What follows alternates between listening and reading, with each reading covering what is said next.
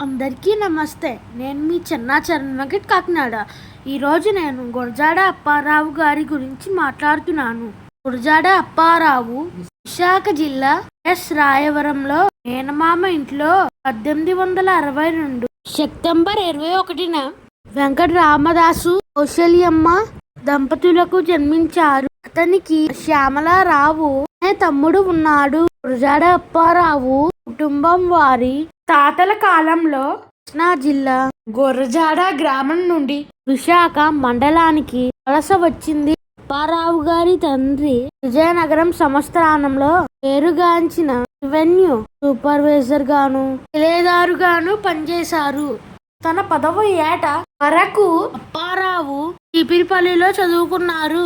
తర్వాత వారి తండ్రి కాలం చేయడంతో విజయనగరానికి వచ్చారు. ఇక్కడ చాలా పేదరికంలో ఆరాలు చేసుకుంటూ చదువు కొనసాగించారు. ఈ సమయంలో ఒకటి ఎంఆర్ కళాశాల ప్రధాన అధ్యాపకులు శ్రీ చంద్రశేఖర్ శాస్త్రి ఇతనిని చారదీసి ఉండడానికి చోటు ఇచ్చారు. 1882లో మెట్రికులేషన్ పూర్తి చేసి తర్వాత 1884లో FA చేశారు. అదే సంవత్సరం ఎంఆర్ ఉన్నత పాఠశాలలో ఉపాధ్యాయునిగా చేరారు.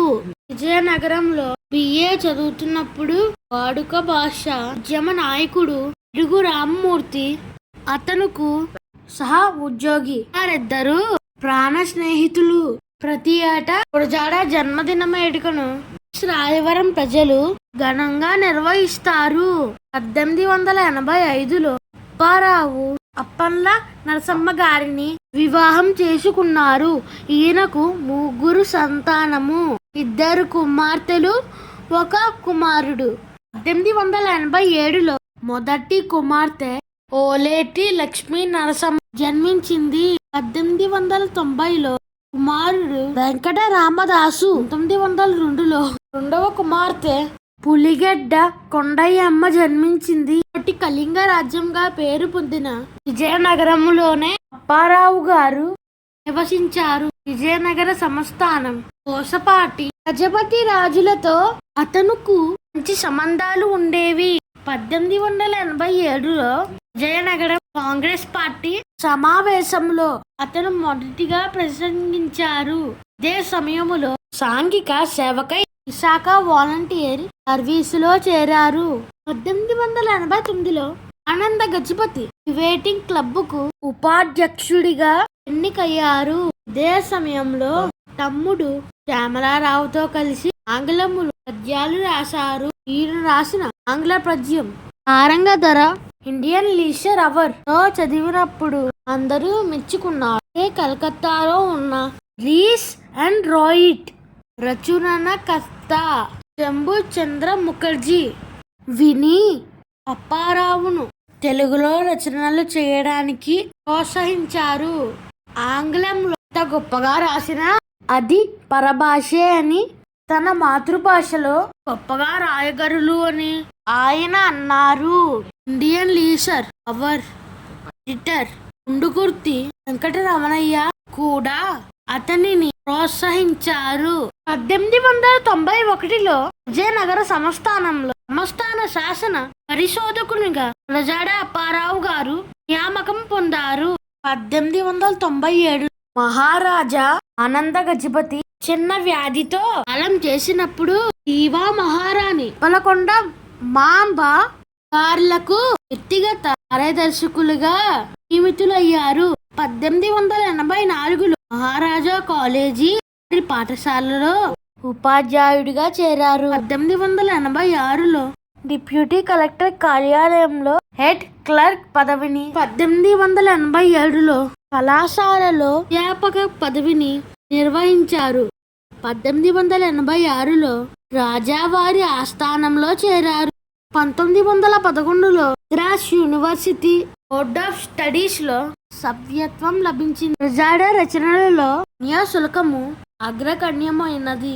న్యాయశుల్కం దురాచారాన్ని విమర్శిస్తూ గురజాడ రచించిన ఈ నాటకం భారతీయ భాషల్లో వెలువడిన అత్యుత్తమమైన రచనలలో ఒకటి. 1892లో ప్రచురించిన మొదటి కూర్పుకు ఎన్నో మార్పులు చేసి 1909లో రెండవ కూర్పును ప్రచురించారు. వాడుక భాషలలో విజయనగర ప్రాంత వ్యాసలో రాసిన ఈ నాటకం 100 సంవత్సరాల తర్వాత కూడా ఈనాటికి పాఠకులను హరిస్తూ ఉంది. ఈ నాటకం కన్నడ, ఫ్రెంచ్, రష్యన్, ఇంగ్లీష్, తమిళం, హిందీ భాషల్లో అనువాదమైనది. గురజాడ 150వ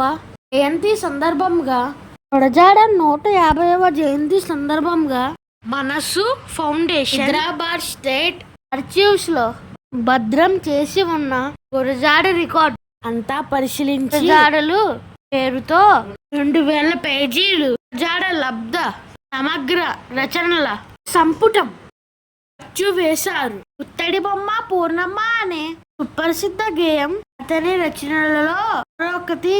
దీని ఇతివృత్తంగా న్యాసులకము రాచారమే కరుణ రసాత్మకమైన ఈ గేయం కావ్యములోని చివరి పద్యము ఇది. కన్నులు కాంతులు కలువుల చేరును మేలివి చేరను మేరి పసలు చేరెను నడకల బెడగులు దుర్గను చేరెను పూర్ణమ్మ దుర్గను చేరెను పూర్ణమ్మ తడి బొమ్మ పూర్ణమ్మ ఎలిమి బంగారు నెలతల్లారా ఆటల పాటల పేటికలారా అమ్మలగన్నా అమ్మలలారా ఉన్నారమ్మా ఈ కథను ఉన్నారమ్మా ఈ గదను పాడి పంటలు పొంగి పరలే దారిలో నువ్వు పాటు పడవోయ్ దేశమును ప్రేమించుమన్నా మంచి అన్నది పెంచుమన్నా పుట్టి మాటలు గట్టి పెట్టోయ్ గట్టి మేంతల పెట్టవోయ్ ఆడి పంటలు పొంగి పొర్లే దారిలో నువ్వు పాటు పడవోయ్ ఇండి కరిగితే అండ కలదోయ్ అండ కలవాడే ఓయ్ మనిషోయ్ పూను స్వర్ధ విద్యలందే వైరము వాణిజ్యమందే వ్యర్థ కలహము పెంచబోకోయ్ కత్తి వైరం కాల్చబోయ్. ప్రముఖ తెలుగు రచయిత గురజాడ అప్పారావు గారు తన రచనల ద్వారా సాంఘిక పరివర్తనకు ప్రయత్నించిన మహాకవి. తెలుగు సాహిత్యాన్ని సుసంపన్నం చేసిన గొప్ప సాహితీకారులలో ఒకరు. ఈయన హేతువాది.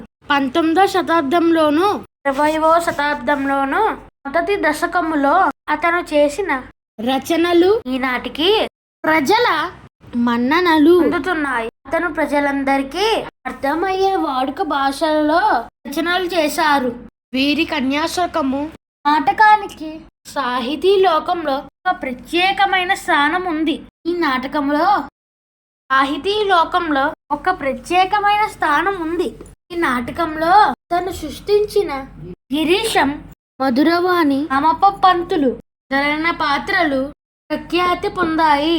అభ్యుద కవిత పితామహుడని బిరుదు పొందిన అప్పారావు తెలుగు సాహిత్యంలో వాడుక భాష వరవడికి కృషి చేసిన వారిలో ముఖ్యులు.